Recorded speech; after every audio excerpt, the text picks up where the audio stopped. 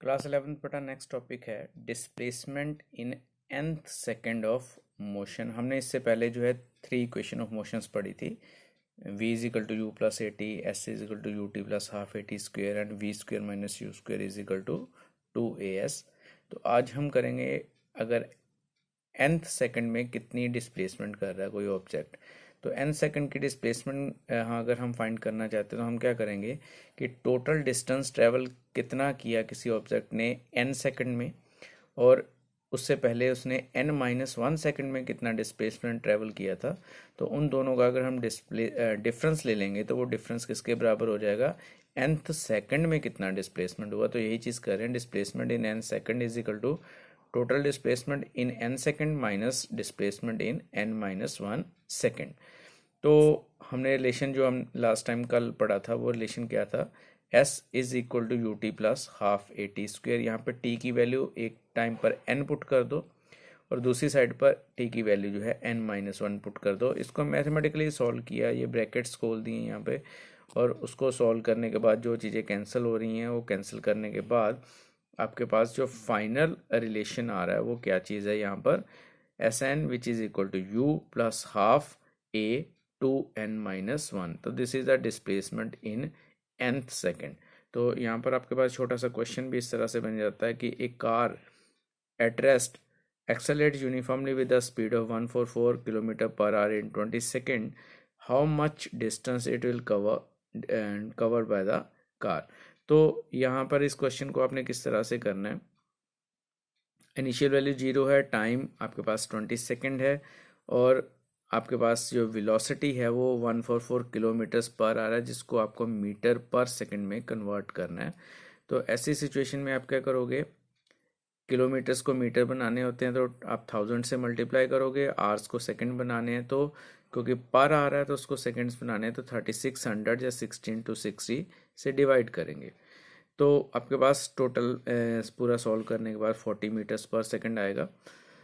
तो v which is equal to u plus 80, final value 40 है, initial value 0 है, acceleration हमें नहीं पता यहाँ पर, और टाइम जो है वो 20 सेकेंड्स गिवन है, तो यहाँ से a निकल जाएगा।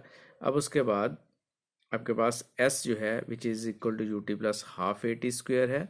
तो डिस्प्लेसमेंट हम निकालेंगे, कोई टाइम तो 20 ही है, और एक्सेलेरेशन जो हमें नहीं पता था अब उसकी वैल्यू हम पुट करके यहाँ पर 400 ये वैल्यू निकल गई। तो इस तरह से बेटा आपने इक्वेशन ऑफ मोशन को यूज़ करके कुछ इस तरह के जो न्यूमेरिकल्स होंगे उनको आपने सोल्व करना। नेक्स्ट है बेटा non uniform motion. Non uniform motion का मतलब जिसमें वेलोसिटी जो है वो चेंज होती जा रही है। तो वेरिएबल वेलोसिटी क्या होगी, the object said to be moving with variable velocity if it undergoes unequal displacement in equal interval time.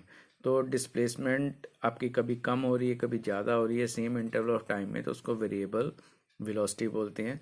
तो वेरिएबल वेलोसिटी में ये पॉइंट्स आपने जो माइंड में रहने चाहिए, आपको पता होना चाहिए, वो है when an object move with variable velocity either its speed or direction of motion or both changes with time।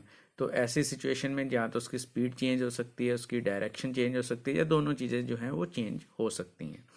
Second है the instantaneous velocity of the object at different instant of time during the time interval is not equal to the average velocity in the time interval. तो instantaneous velocity का मतलब होता है कि उस particular एक instant के ऊपर, एक पर्टिकुलर टाइम के ऊपर कितनी वेलोसिटी है, तो वो अलग अलग टाइम इंटरवल के लिए अलग अलग होगी। उसके बाद थर्ड है द वेलोसिटी टाइम ग्राफ मे और may not be straight line. तो जो वेलोसिटी टाइम ग्राफ बनेगा तो वो स्ट्रेट लाइन हो भी सकता है, नहीं भी हो सकता।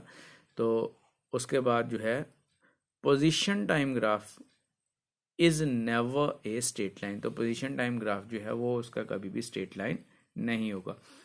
नेक्स्ट जो इंपॉर्टेंट चीज़ यहाँ पर है वो है इंस्टेंटेनियस वेलोसिटी। तो इंस्टेंटेनियस वेलोसिटी हम किसको बोलते हैं, इंस्टेंटेनियस वेलोसिटी होती है velocity of the object eight A small particular interval of time. तो यहाँ पर क्या डिफरेंस आएगा, नॉर्मली हम क्या करते हैं, change in position divide by change in time को हम वेलोसिटी कहते हैं, बट यहाँ पर जो आपका टाइम का चेंज है यानी कि डेल्टा टी जो है चेंज इन टाइम, वो बहुत बहुत स्मॉल हो जाता है, और अगर वो वैल्यू बहुत स्मॉल हो जाए तो उस चीज़ को हम कहते हैं इंस्टेंटेनियस वेलोसिटी, जहाँ पर डेल्टा टी की वैल्यू अप्रोक्सीमेटली जीरो के इक्वल ही हो जाती है। तो ऐसी सिचुएशन को हम मैथमेटिक्स की लैंग्वेज में बोलते हैं limit when delta t approaches to zero. तो ऐसी सिचुएशन यहाँ पर डेल्टा टी जीरो के नियरली इक्वल हो जाता है, तो delta x divide by delta t को हम इस तरह से लिख देते हैं d x upon d t, जिसको हम डिफ्रेंसिएशन बोलते हैं। तो ये मैथमेटिक्स की टर्म्स है। तो अगर जिस चीज़ से हम डिवाइड कर रहे हैं वो जीरो तो नहीं है, अगर किसी चीज़ को जीरो से डिवाइड करोगे तो वो इनफाइनाइट हो जाती है। तो ये जीरो तो नहीं होगी बट जीरो के नियरली इक्वल हो जाएगी। तो ऐसी सिचुएशन में हम delta x upon delta t को चेंज करके यहाँ पर लिखेंगे D x upon d T. हम कहते हैं कि हमने x का डिफ्रेंसिएशन कर लिया विद रिस्पेक्ट टू टाइम, तो टाइम के साथ उसका डिफ्रेंसिएशन किया है। तो ये आपके पास जो है वेलोसिटी की डेफिनेशन, इंस्टेंटेनियस वेलोसिटी की डेफिनेशन आ गई D x upon d T. Similarly instantaneous acceleration वो भी सेम इसी तरह से एक पर्टिकुलर इंस्टेंट में कितनी एक्सेलेरेशन होती है, तो वो वैल्यू भी आपके पास क्या आ जाएगी यहाँ पर। उस चीज़ को आप लिखोगे d v upon d t, और डी वी तो ऑलरेडी क्योंकि d x upon d t है तो ये डबल हो गया, डेट्स वाई कि हम कहते हैं डबल डेरिवेटिव या टू बार उसका डिफ्रेंसिएशन किया हुआ है D square x upon d T square.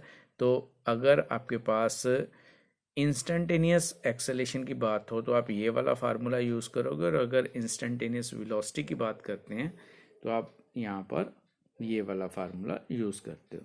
तो ये चीज़ें बेटा आपने पढ़ लेनी है, इतना आप काम करो अभी, उसके बाद फिर नेक्स्ट अपनी अगली क्लास में हम पढ़ेंगे।